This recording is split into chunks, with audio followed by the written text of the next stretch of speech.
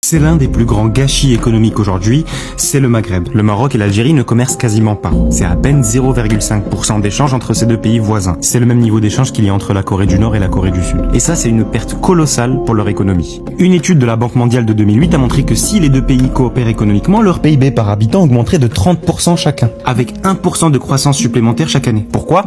Parce que leurs économies sont hautement complémentaires. Ce que la génération de nos parents n'a pas réussi à faire, c'est de construire une vraie économie d'échelle maghrébine. Idéalement, chacun de ces pays aurait dû se spécialiser, se concentrer sur ce qu'il sait faire de mieux et importer à moindre coût ce qu'il produit mal ou trop cher. En économie, on appelle ça l'avantage comparatif.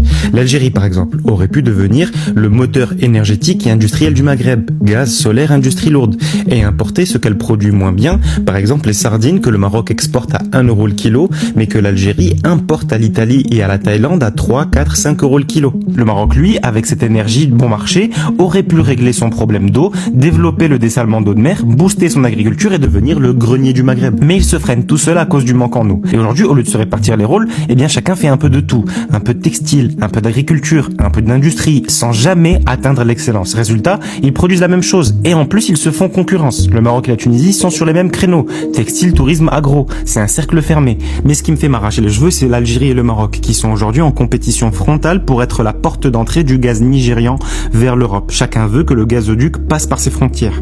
Et ce qui est absurde, c'est que ces deux projets auraient pu être un seul et même projet. Une colonne vertébrale énergétique africaine conçue ensemble, financée ensemble, gérée ensemble, donnant au Maghreb une puissance de négociation colossale vis-à-vis du Nigeria, de l'Europe et de la Chine. Mais non, au lieu de ça, les deux pays mendient séparément l'accord avec l'Europe. Et je ne parle même pas du poisson que le Maroc vend à l'Italie qui le revend à l'Algérie, ou du gaz que l'Algérie vend à l'Espagne qui le revend au Maroc. Je peux continuer comme ça toute la journée.